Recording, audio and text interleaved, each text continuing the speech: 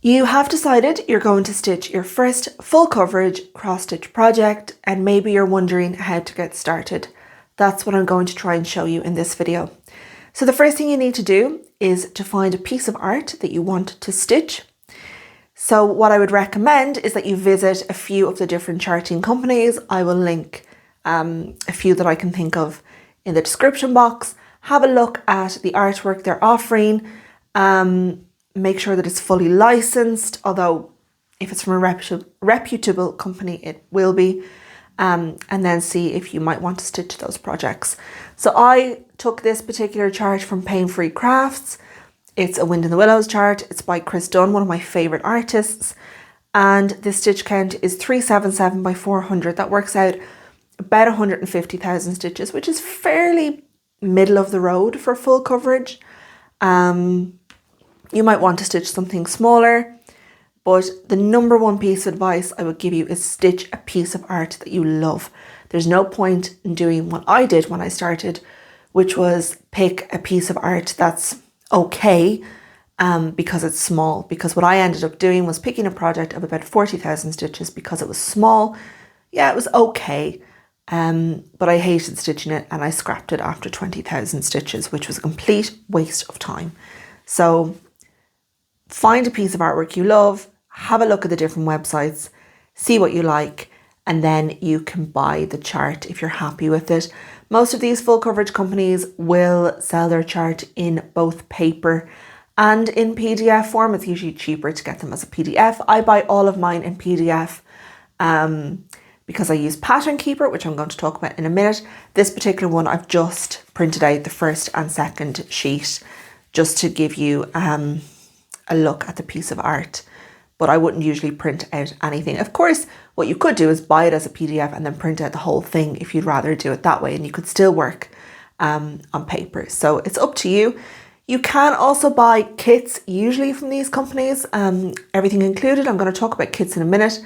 Just be aware that if you are buying a kit, there is usually a lead time of anywhere from a few weeks to a few months. So you may be left waiting, but again, that's up to you. And we're going to talk about kits and the benefits of them and maybe a few drawbacks of them in a few minutes. So step one, go and have a look at the different websites, have a look at the different artists, artwork, find something that you love, and then you can buy it in whatever form you want, and then you are ready to move on to the next step. So here I have Pattern Keeper, and Pattern Keeper is an app specifically designed for cross-stitch, in particular full coverage cross-stitch. It is absolutely brilliant. It is paid for, I think it's about €10 to buy the app forever, and I think that's a really fair price. It's currently only available on Android devices, not yet on Apple, although I think they are working towards Apple. But this is just a really cheap little Amazon tablet, and although the tablet itself is pretty rubbish, Pattern Keeper works absolutely fine on it. So here you can see I've got full coverage pieces, some Chris Dunn's from Pain Free Crafts, got some Little Dove Designs pieces. Yeah, it is really designed for full coverage. These ones, that one and that one are Haid, so it's that one. It really is designed for full coverage, but it can handle some other types of chart. So we want to upload our Telling Tales piece, our Mr. Mole and Mr. Toad piece. So I have bought the chart from Pain Free Crafts, downloaded it onto a device. I actually then uploaded onto Google Drive. It's really the only thing I use Google Drive for is cross-stitch projects. So that's what I've done, but you can just download it onto your device and do it that way. So I'm going to add it here by pressing the plus, and then we want a PDF file. And here it's just brought me into my Google Drive and into my whole Chris Dunn folder. The piece we are looking for is this one. So I'm going to click that one, and then it's going to start this process, which can actually take a few minutes. Basically what it's doing is it's reading each page of the chart. And that can take some time, maybe, I don't know, 3 or 4 minutes. So all you have to do is wait and then come back and verify it. So we're going to let it do its thing, and then when it's done, we'll have another look. So our uploading process is just finishing up, and now it's going to ask us to verify the chart. So we click on that. And what we're doing here is just making sure that it looks the way that it should, and that there are no noticeable issues, that it hasn't substituted in the wrong color thread or anything like that. And ours looks pretty good. So I'm going to click this arrow, and now our chart is all ready to go. And so if I go back out of here, you will see that our chart is uploaded. And if I want the cover image, the cover image to look like this, then I just click these three little lines here. What do they call this? Hamburger. And then click edit chart, and then use mockup as thumbnail, and then it'll do that. So here's our chart ready to go. And we will be talking more about stitching from Pattern Keeper in the next video, which is going to be all about stitching. But for now, that's all we need to do. Now we come to the subject of fabric for your full coverage project. I would really strongly advise that you at least consider stitching on this stuff. This is easy count fabric. It's a gridded fabric. So the fabric is divided into these 10 by 10 grids. The little grids on your chart will more than likely also be broken up into 10 by 10 grids.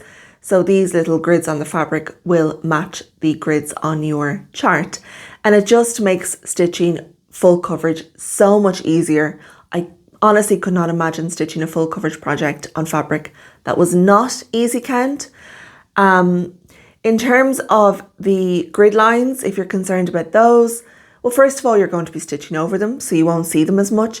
But second of all, they do wash out. So at the end of our full coverage project, when it comes to washing our piece, and I would really advise you to wash a full coverage piece because it will have been out for so long, these grid lines will wash out. And I think Lauren from Flossabilities has a video where she's actually washing a finished full coverage and shows you how easy the lines wash out. So if I can find that video, I will link it. I also have a video on washing, but my sample piece wasn't gridded fabric. So you can't, you can't see the lines being washed out in that particular example.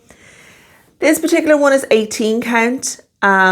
This is my preferred 18 count. Ada is my sweet spot.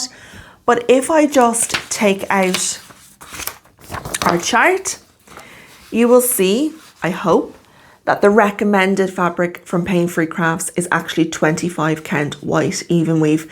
Now you can get 25 count even weave in this gridded fabric if you want to do that. Personally, I just prefer stitching on Ada because I find that Ada has a lot more structural integrity than even weave. It doesn't have as much of a tendency to warp. And also when we stitch on 25 count even weave, we actually stitch 1/1. So whilst usually we would stitch even weave over 2 strands of the fabric, when stitching full coverage, we would stitch over 1 strand of the fabric. And that would make a very, very small stitch. And so to stitch with 2 strands of cotton full cross is a bit bulky. So usually we would go down to either 1 strand full cross, which I don't like doing, or 2 strands, half stitch these diagonal half stitches or tent stitches, which I also don't like doing. So for me, 18 count is a sweet spot. How you find your own ideal fabric, to be completely honest, it's trial and error. I started out on 25 count with a Haid piece, a Heaven and Earth Designs piece many years ago. Absolutely hated it. Threw it in a box. It's probably still there. Moved on to 18 count. Loved 18 count. So I cannot tell you what fabric to stitch on. I can advise you to stitch on easy count, but you can get easy count in 14 count, 16 count, 18 count, 20 count, Ada, 25 count even weave, 28 count even weave. So, it really is up to you. And lovely Sarah at Pain Free Crafts has given you the sizes here. So if you choose to stitch on 14 count, your finished piece will be this size, 18 count this size, 25 count this size. Your stitched area will be those sizes. Just bear in mind, if you are stitching on a 14 count or a 16 count, your piece is going to be much, much larger, which will make it easier to stitch. It will mean that you've more fabric to wrestle with. It will also mean that your finished piece is a lot bigger. And in order to get the full effect with a full coverage cross stitch, you need to be standing a little bit away from it. So just bear in mind, if you plan on stitching an enormous piece, you will need to stand very far away from the finished piece when it's on your wall. And if you have a very large room, that might be ideal. If you have a smaller room, it might not work as well. So that's just something to bear in mind. But obviously I can't tell you what to do. I can only tell you what I'm going to do, which is I'm going to stitch on the 18 count, which should be around this size, which is, yeah, a pretty comfortable size, I think. So now it is time to calculate the size of the piece of fabric that we're going to need to buy to accommodate our piece. Last time I did this in a video, I used a piece of paper and it was really hard to see. This time I'm using a little whiteboard, except I've had to turn off the lights because the glare is so bad. So now we probably still can't see because it's too dark and it's a really dark day. So there you go. Damned if you do and damned if you don't. Right, so we know we're stitching on 18 count Ada. We've decided that beforehand and that's what we're going to work with. So 18, I'm just going to underline that 18. Now we need to know our stitch count. Where do we find our stitch count? On our chart. So you can see here, stitches 377 by 400.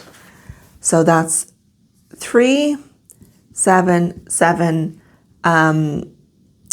horizontal across, and the other number is 400 vertical. So this way, and 377 this way. And once again, we have to face ourselves with Sarah's appalling handwriting. Lovely, right, so these numbers are really, really important. So what do we do now? So we're going to start with our horizontal measurement, and we're going to say we've got 377 stitches. We know that we have 18 holes per inch. So for argument's sake, we can say that's 18 stitches per inch. We are working in inches just at the moment. We will go back to centimeters in a second. So we've 377 stitches horizontal. We have 18 stitches per inch. So we divide 377 by 18. And if you can do that in your head, amazing. I can't. So I say 377 divided by 18. I know you probably can't see this. And it's saying 20.94. Right, well, I'm not dealing with those decimals, so I'm just going to say that's 21 inches across, horizontally, across. That is how big our stitched piece. So that will be how big here to here is, just the actual stitched piece, just the picture. It's important to remember that for a second. Okay, so that's horizontal. Vertical, up and down, we do the same thing. We have 400 stitches from top to bottom. We know that we have 18 stitches per inch. 400 divided by 18, and that is 22.2.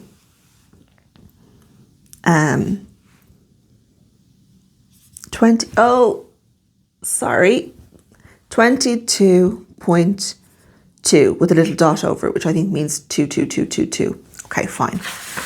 If we go back to our chart and we look at what Sarah has done for us from Pain Free Crafts, it says 18 count fabric, 20.94 by 22.22. So that's what we have. Brilliant. So our stitched area will be equal to 21 inches by 22.2 inches. That's our stitched area. But is that enough? No, because we also have to remember the border. So if this is our piece of fabric, yeah, you can tell I am no artist, and this is our stitched area.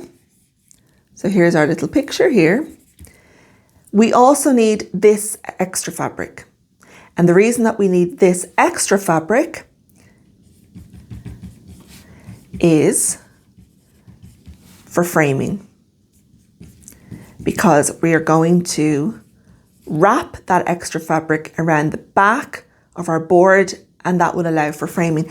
Usually we would also have fabric for a border, but we're not going to do that with full coverage, because when we stitch our full coverage, we want the edge of our design to meet the edge of our frame. So we don't want any white.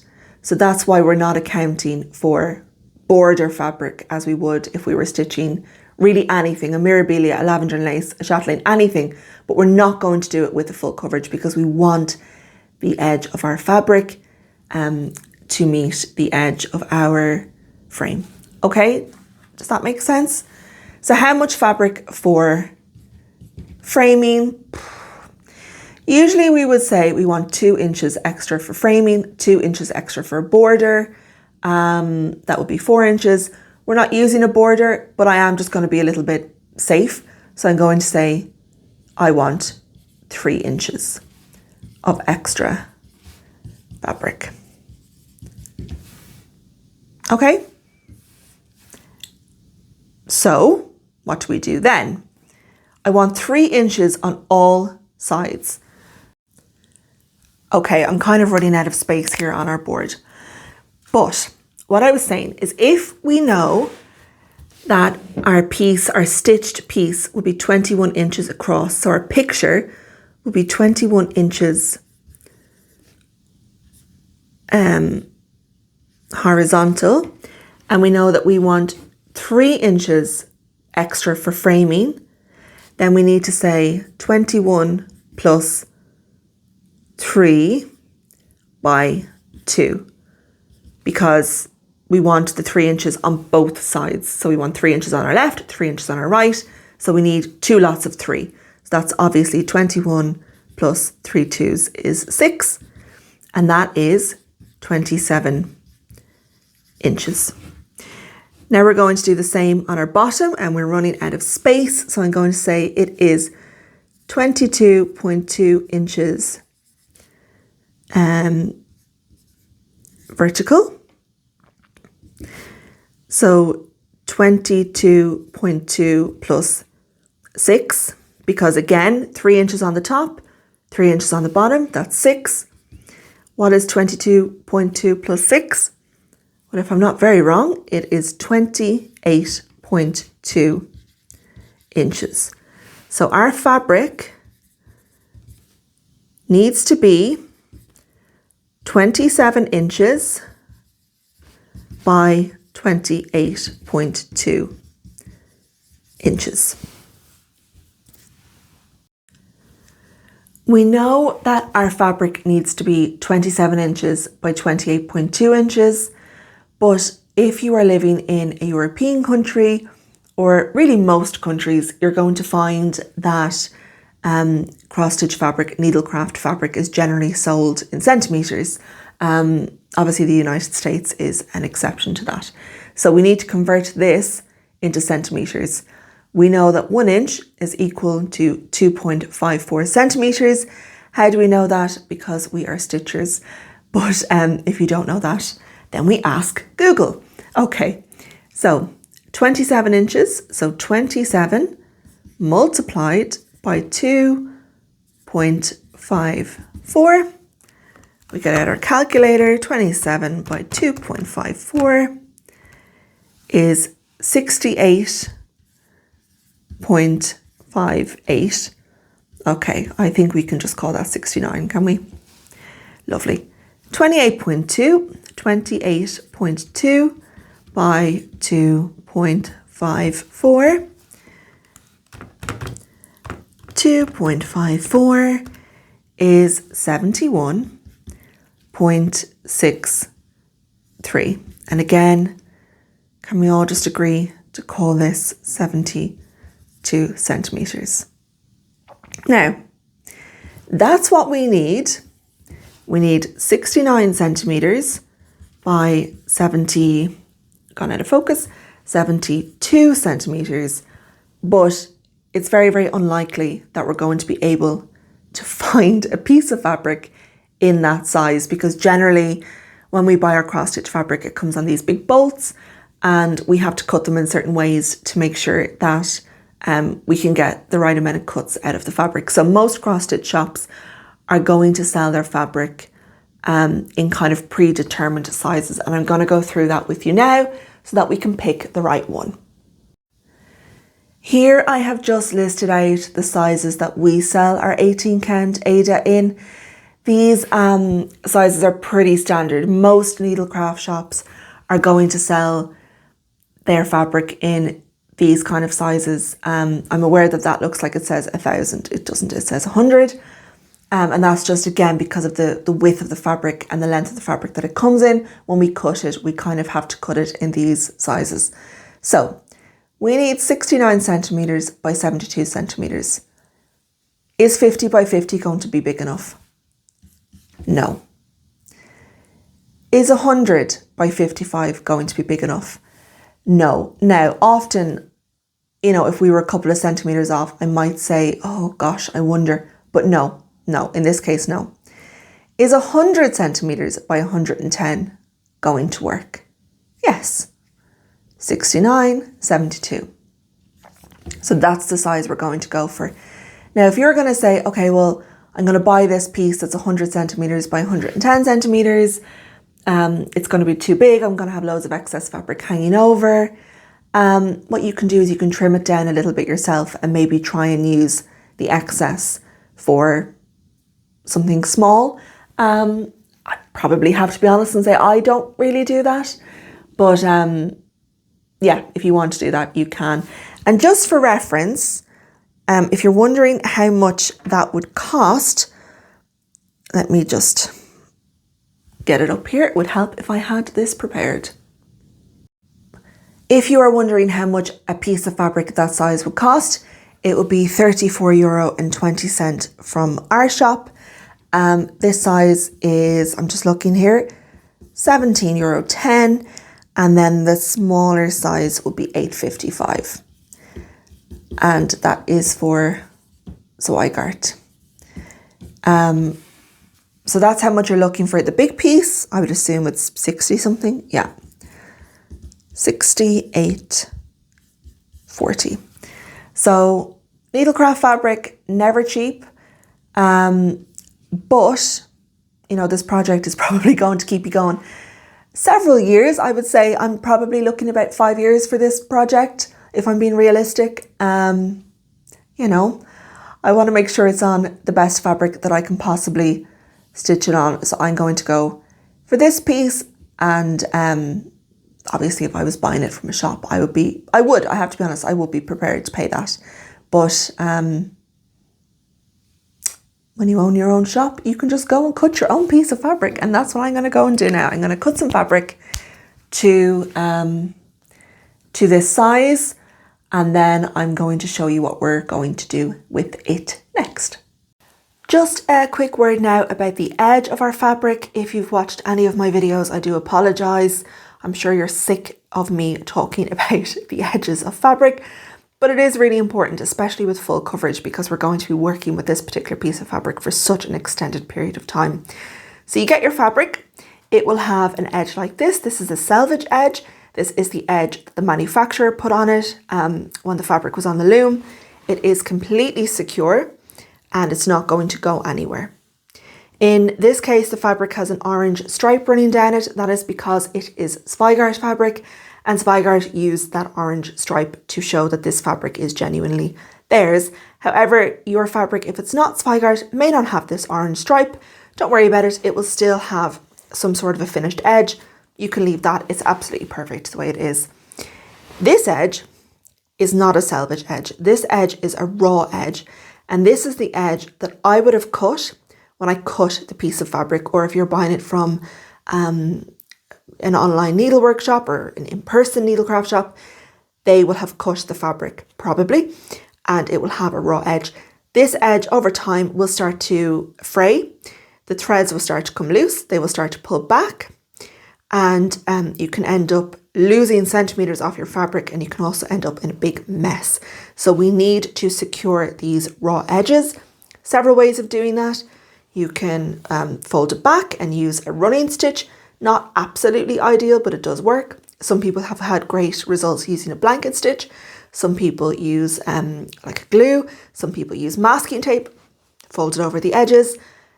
If you have an overlocker or a serger, that is probably the best method.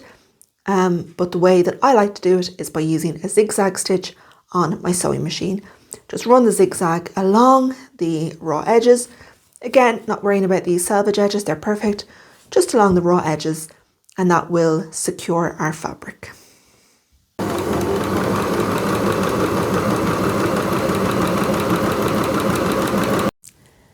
So now we have our fabric sorted out. The next stage is to start figuring out our thread situation.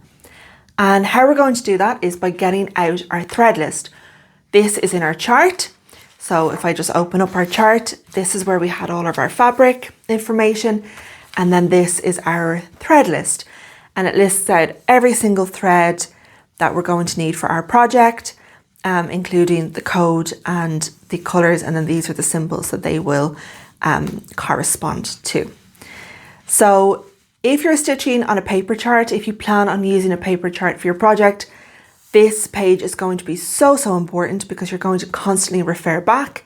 However, if you're stitching on Pattern Keeper like me, you kind of need to use it once and then you don't really ever use it again. But anyway, here's our thread list. So what I would recommend you do is you go out and you buy one of each of these if you don't already have some.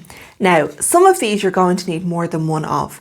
And this chart, like most charts, particularly full coverage, does come with a thread usage page at the back where it tells you how many skeins of each you need. I find those to be not 100% accurate because one, they're usually calculated for 25 count, which is not what we're working on. And second of all, I just find they're not always absolutely accurate. So what you can do is you can consult them to get a general idea. Okay, well, if they say we need 12 skeins of 310, well then, okay, you know you need to buy a few, but you don't go exactly by what they say. Or what I like to do is to go onto my Pattern Keeper, sort my threads out by most used to least used. I'll show you how to do that in the next video when we're stitching. And then you can kind of figure out how many you need to buy, because I am aware that some people don't have a shop close to them that sells DMC and they will have to buy online. Now, some people will say, can I use Anchor? Or can I use Madeira? Or can I use something else? You can. There are conversion charts online. I would recommend you don't do that, but I can't tell you what to do. Why do I recommend you don't do that? Because in order to get this picture to look exactly how it was intended to look, in order to have our cross stitch look like the original piece of artwork by Chris Dunn, a huge amount of work has gone into matching the colours exactly. And when you're stitching full coverage, this patch of green might have 20 shades of green in it. And this chair might have 10 shades of brown and cream and beige. And those colours work together in a very, very specific way to produce this effect. It's not like, we've worked on other projects like the Little Dove Designs projects, or we had the Caterpillar cross stitch project recently. The colour is not that important. Full coverage, the colour is incredibly important.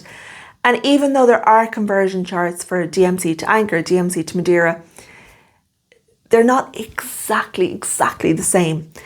And I would just say, this is such an investment in terms of your time, in terms of your money, in terms of, it's an enormous commitment to stitch a full coverage piece. And obviously it's up to you, but I would say for this, stick to the DMC, stick to the recommended. It is up to you though. So if you want to stitch with CXC, the same applies. I don't like CXC, I don't like polyester thread, but I think we've been through that already. Okay, so we buy our DMC. This is what it comes like. We all, I'm sure, know what a skein of DMC looks like. This is a brand new one. I don't even know if this colour's in this project, but it's just an example. Now, if we were to work directly from our skein of DMC, we would end up with a bit of a mess. So you can see here's another skein that I was working off directly. I haven't even taken that much off this and already it's a mess.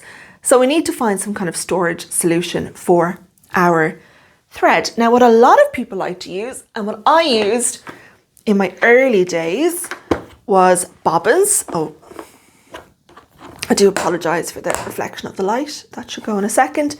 Are bobbins.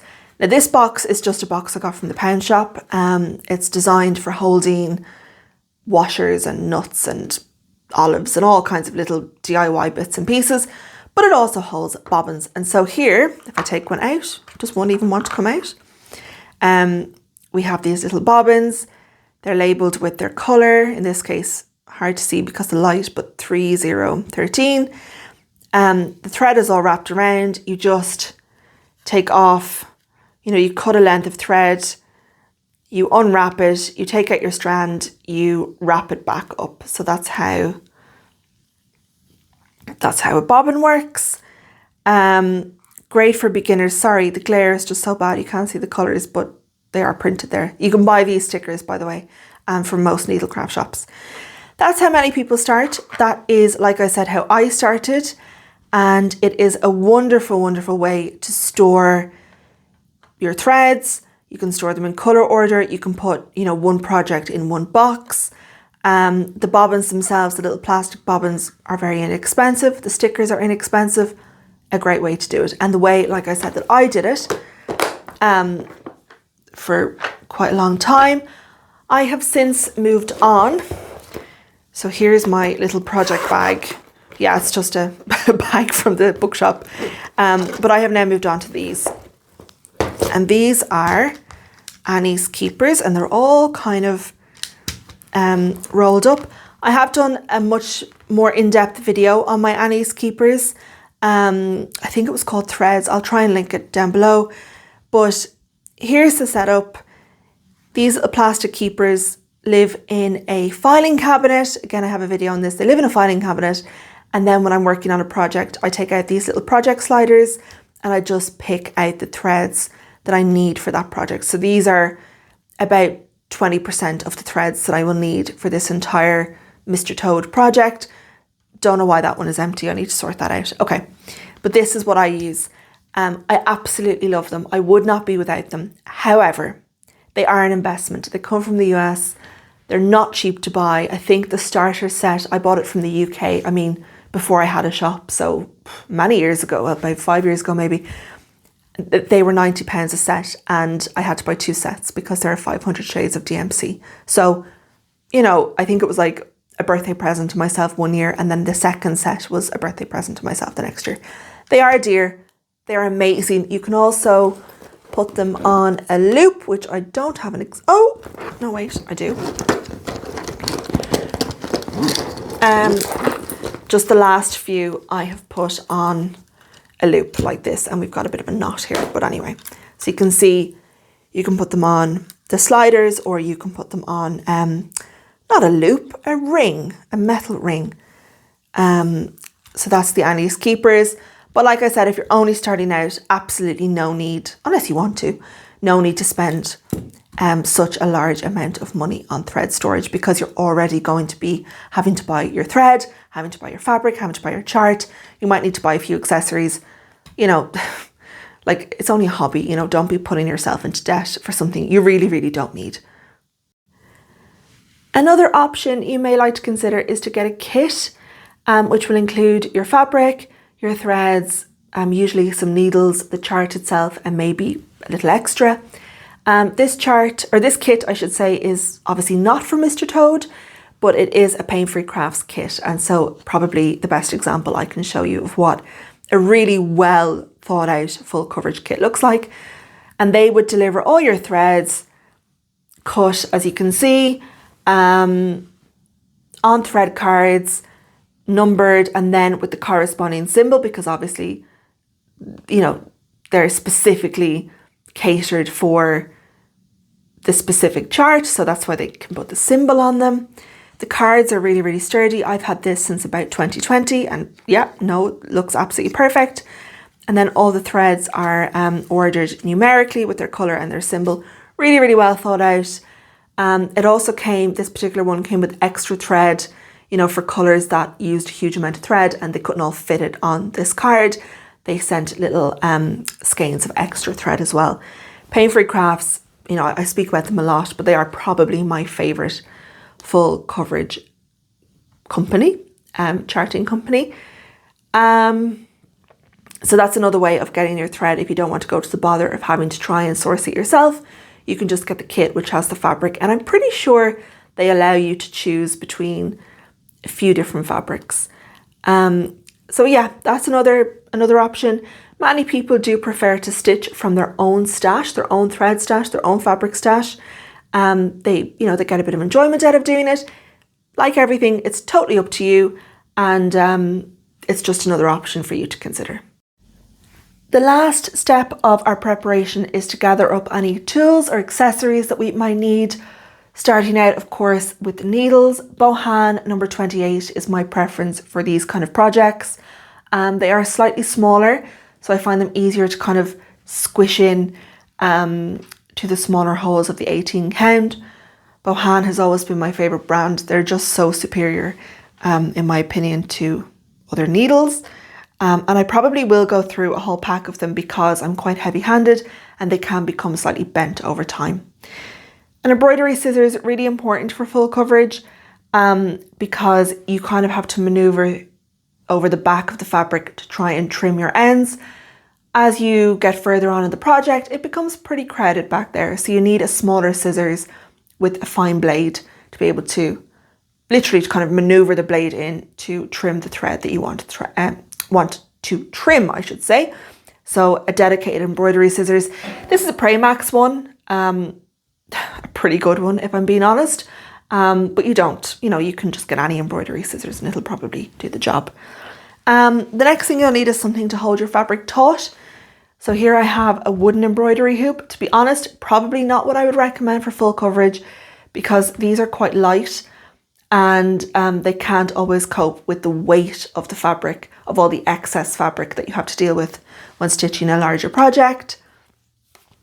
Something like a nudge hoop, a little bit sturdier, a little bit better able to cope with that extra weight.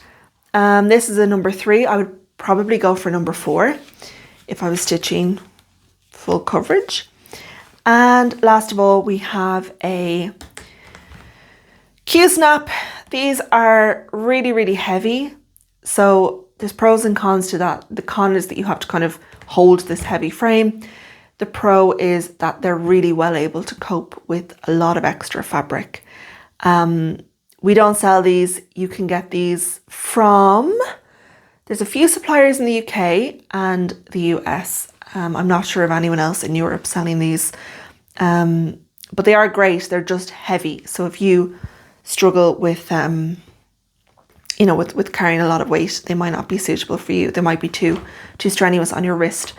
These wooden hoops and nudge hoops do fit into most stands, most hoop stands. The clamp ones, they will fit into those quite happily. The Q-snap is thicker this way. So the stands, those clamps are not always able to cope with the width of a Q-snap. But you'll find what works for you. Of course, another option, a very popular option, is a scroll frame. I don't have a scroll frame, it's not really my thing, but they are very, very popular with a lot of stitchers. So those are the 3 kind of biggies that you need: needles, scissors, and some kind of hoop or frame. And then little accessories, you may choose to use a needle minder. Great, obviously magnetic, great for holding your needle. I'm not going to use a needle minder for this project because instead I'm going to use these silicone cable ties, which will tie up my excess fabric around the edge of my hoop. And then they're also magnetics that'll hold my needle in the magnet. Again, we don't sell these, but you can get these. I think I got mine off Amazon. I'm not a great fan of Amazon, but there's times when you just can't get them anywhere else. But yeah, you get these online. They are actually designed, I believe, for sorting out electrical cables in your home. But they work really, really well for cross stitch. Just be aware when you get them, they might be all kind of stuck together, almost like melted together. And you might be thinking, oh, it's because the magnets are so strong. It's usually because the silicone has bonded to itself. So you just kind of have to gently pry them open that first time with some something plastic or something that's not going to damage them. And then they'll come apart. And then sometimes what I do is I just dab the tiniest amount of baby powder or corn flour or anything between them, and that stops them sticking. A little bit like if you swim and you have silicone swim caps, they will do that same thing. They'll kind of stick to themselves. So that's why we use baby powder whilst swimming with silicone caps. Okay, the last thing I have to show you is something that I would be lost without, but you might see as being unnecessary. It is a neck light. I don't know if there's any power in this at the moment. I haven't used it in a while, but oh, there is. Sorry if I blinded you.